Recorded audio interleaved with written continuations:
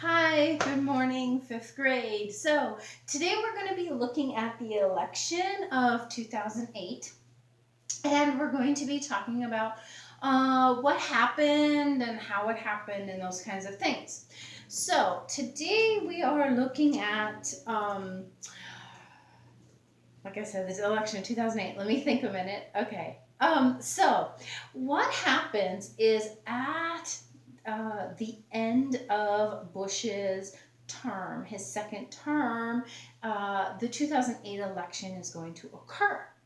And because he does not, because Bush can only run 2 terms, because remember, it was an amendment that was made to the Constitution after Franklin Delano Roosevelt was president, because he was elected like for 4 times.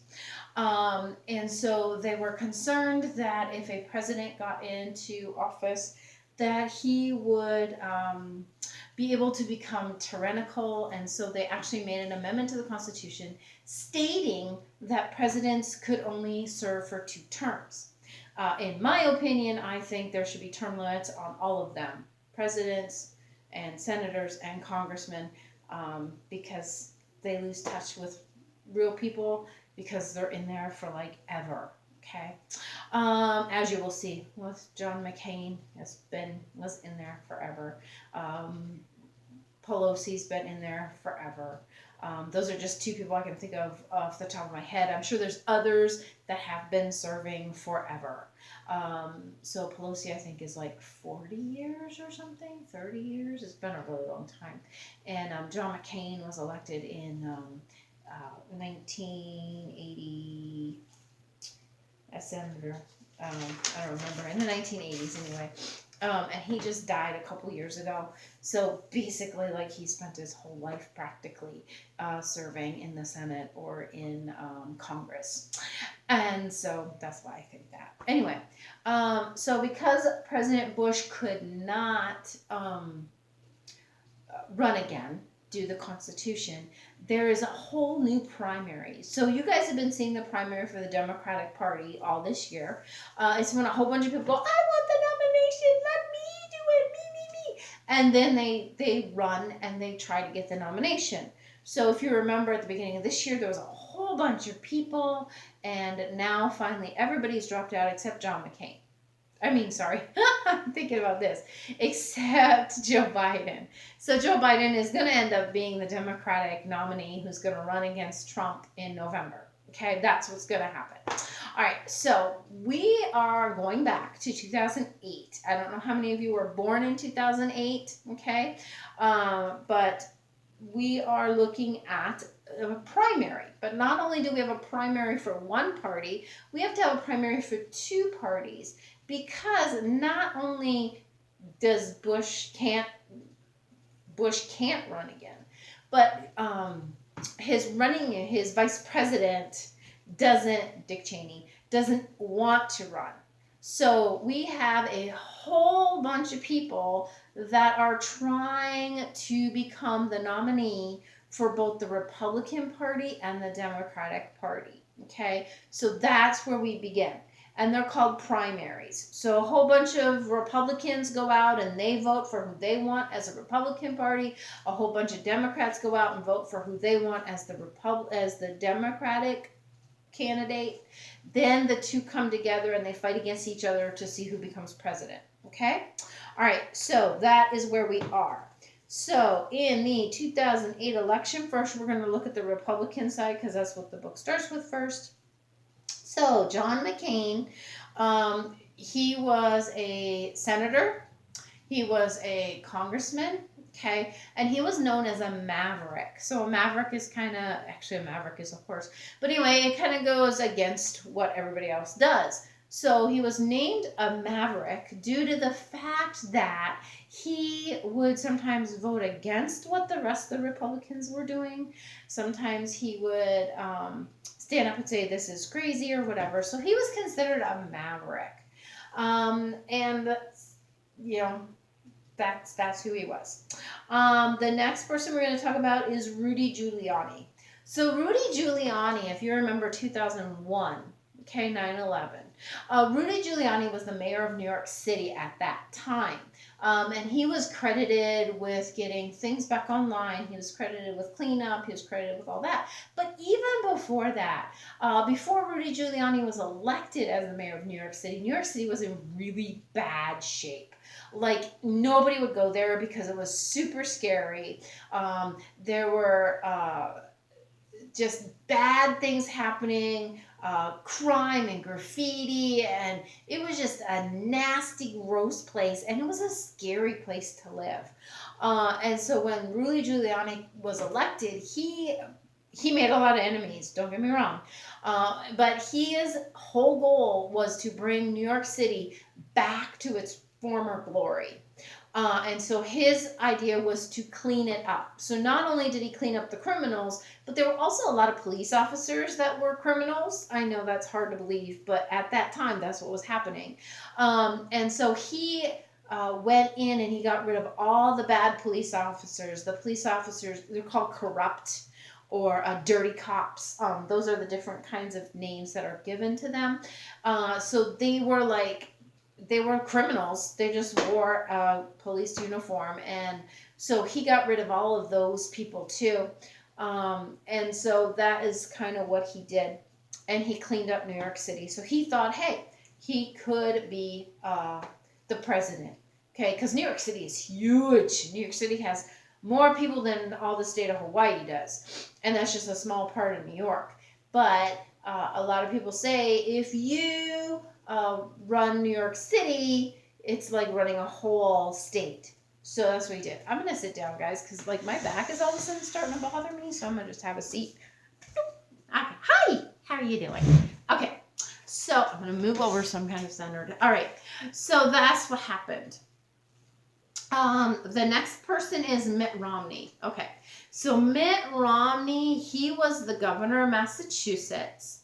And what he did was he came in and there was something called the Big Dig going on in Boston. And so what the Big Dig was like a tunnel, and they were trying to get it from one part of Boston underneath to Logan Airport. And there was a lot of corruption. It's kind of like the rail that we have here. It took way longer than they said, and there were people stealing money, and it was just bad. And so I'm going to tip you down. There we go. And so what happened was he was able to come in and he figured out where all the money went, and he was able to get the Big Dig finally done after years and years of delays and just horrible things, just like the rail. So if you want to think about the Big Dig, it is just like the rail. This tunnel that just like, it was not that many miles and it just was a mess because people, what does the Bible tell us? People are wicked. Yes, our hearts are wicked. Who can know it? If you don't have Jesus Christ in your life, you can do all kinds of things that are wrong against God's word and say, it's all good. Okay, so that's what happened with the Big Dig. So he wanted to be the president. The next guy is Mike Huckabee. So Mike Huckabee is a born-again Christian, and he wanted to be president. He was governor of Arkansas, and he decided that he would like to be the president because he thought that there should be a conservative Republican who was also a Christian who should be president.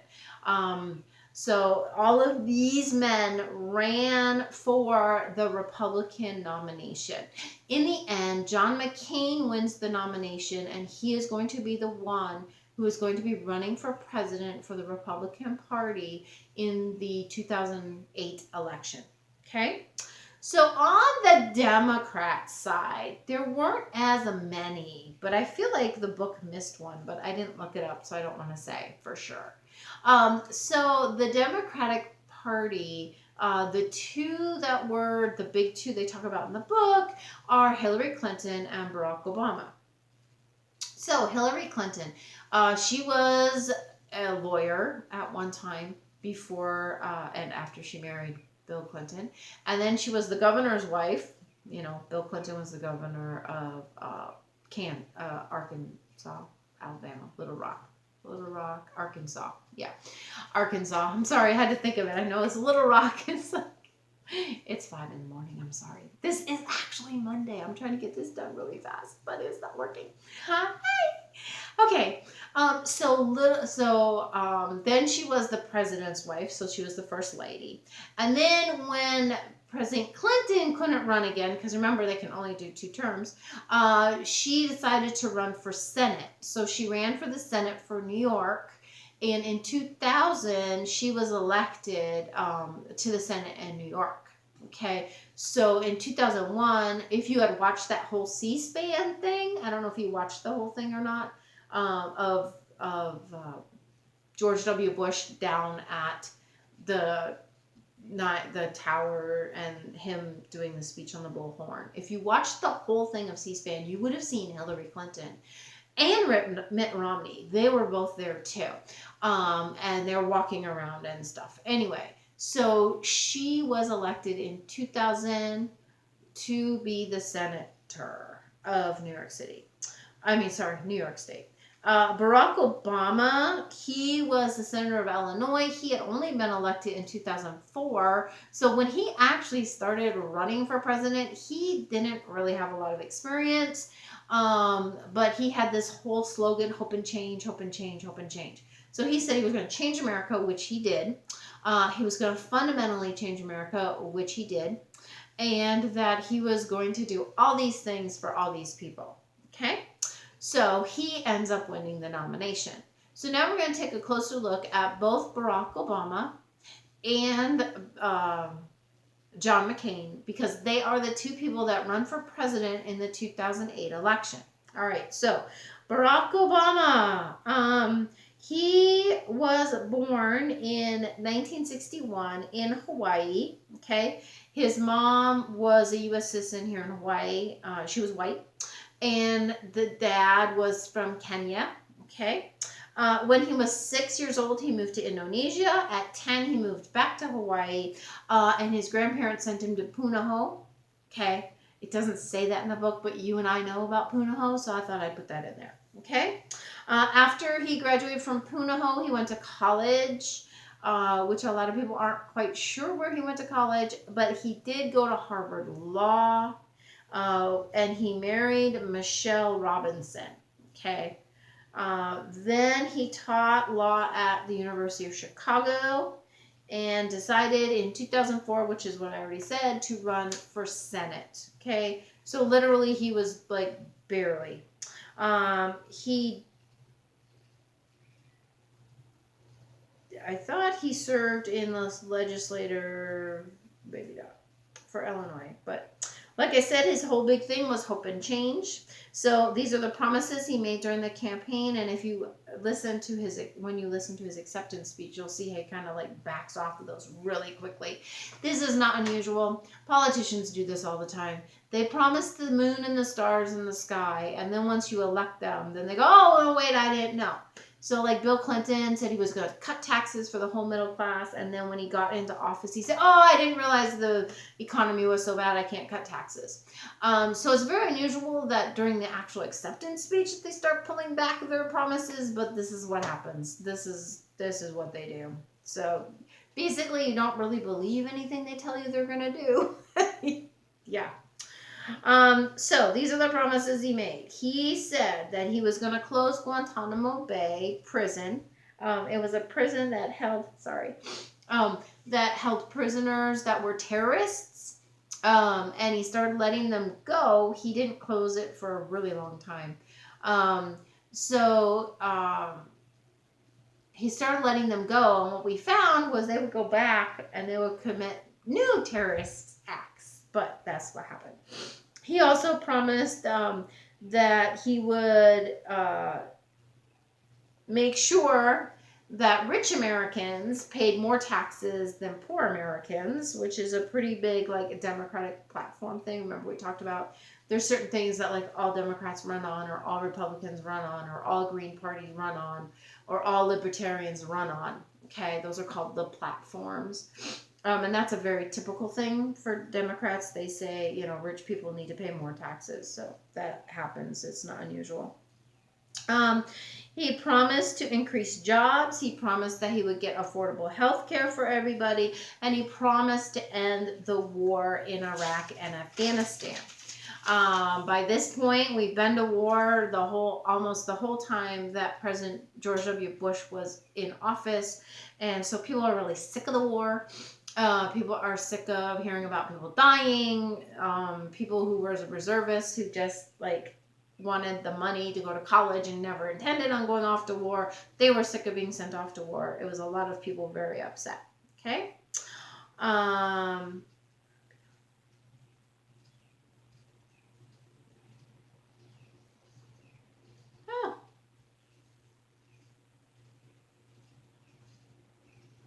I'm sorry. I'm trying to figure out what I wrote because I just wrote notes. I didn't write everything out, which is sometimes not good. Okay. So, it was going to be a very historical election if Barack Obama got in, because he would be the first African American to ever be elected as president in the United States. Okay. So Barack Obama chose his running mate, which was Joe Biden, which you might know his name because he's running for president for the Democratic Party this year. Okay. So Joe Biden. Hillary Clinton was very upset that she lost the nomination. She felt she should win the nomination. As you know, in 2016, she does win the nomination, but she doesn't win the presidency, which again makes her very upset. Because President Trump wins, Donald Trump wins the election in 2016, which made Hillary Clinton very upset. So twice she tried to go for president, twice she lost, and so she was not happy. All right, let's look at John McCain. So John McCain had way more experience in everything than Barack Obama did. He was a lot older than Barack Obama. So his father and grandfather had both reached the rank of admiral in the Navy. They both served in the Navy. During the Vietnam War, John McCain served in the Navy. He was a naval pilot. He was shot down over North Vietnam. He was captured and held as prisoner of war. For 5.5 years he was held. He was tortured. He was beaten. He was badly treated. If you ever see pictures of him, he kind of holds his arm kind of funny in his shoulders. It's because they broke them when he was a prisoner of war. So it was not a happy time for him. He was shot down in 1967 and released in 1973. In 1982, he decided to get out of the Navy and run for Congress. He was elected a national congressman for Arizona, and then he was elected to the Senate. So by the time 2008 rolls around, he already has many, many years in office. He always voted for what he thought was right, not necessarily what his party wanted him to do. That's why he was called a maverick, as we talked about. So he did something very historic as well. He decided to grab Sarah Palin as his running mate. Sarah Palin was a woman. There's never been all-female president or vice president elected in this country. That still holds true today. Mondale also had a female. Ferraro, I can't think of her first name right now. Or Ferraro, I think, was her last name. And she was the vice president nominee. So it has never happened yet. I'm sure it will someday, but it just hasn't yet. So Sarah Palin was much more conservative than John McCain, so he thought that that would help bring in the conservative vote. And she was, at the time, the governor of Alaska. So they made a lot of fun of her in the press. It's kind of sad how the press attacks certain groups of people and not others, and others can do really bad stuff and they don't say anything about that. There was a time in history where the press just told you the news and they didn't come up with their own ideas and tell you what to think. But Those days are gone. All right, so for a while it looked like the McCain-Palin ticket was going to win. So a ticket is not like a ticket that you go into a movie theater or something. A ticket is the people who are running for the Republican Party for president or the Democratic Party for president. They are called the ticket. So at the 2008 election, the ticket for the Republicans was McCain and Palin. The ticket for the Democrats was Obama, McCain. I'm sorry. I knew I was going to do that. Biden. I always do that. So it was Obama, Biden, and McCain, Palin. Okay. Those were the two tickets. Okay. So what happens is the Republican ticket looks like it's going to win. And then all of a sudden the economy starts like crashing, which we talked about in the last chapter, where the banks had loaned people money that couldn't pay it back. And one super big bank crashes. And a lot of the other ones are going to fold too, which is why the Congress passed that law. That the government could buy stock in the banks. Also, the automotive industry starts to crash. Every company, Chrysler, it's GM, Ford was fine, and Chrysler, that were going down. They were going to be in bankruptcy. So Ford said, hey, we're good. But if those two other guys go down, then we're going to go down too, because people who make car seats, for example, seats that are in your cars, not car seat for little kids, but the seats that go in your cars, if they only have Ford, they're not going to go out of business. So it would be like a domino effect.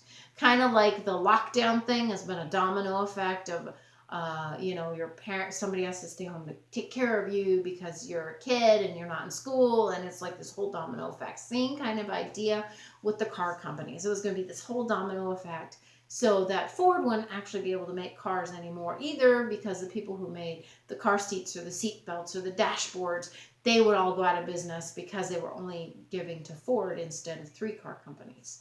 So the government bails them out, which we talked about. Okay. So on November 4th, 2008, history is made.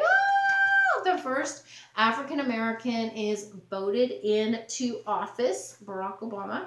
And on his acceptance speech, he starts saying, oh, wait, those things that I told you would happen. Well, it probably won't happen in the first 4 years. It'll probably take me 2 terms, so elect me again. Okay, so that's what he said. I was really surprised. I kind of forgot that that's what he said. But he did. And so that is all that we have for today. The only page you're doing is the states today. Okay, that's it. Just do the states, turn it in. All right. So real quick, Washington, Oregon, California, Alaska, Hawaii. Yeah, you should know those, but there they are. All right. So have a great day, and I'll see you tomorrow. Bye-bye, guys.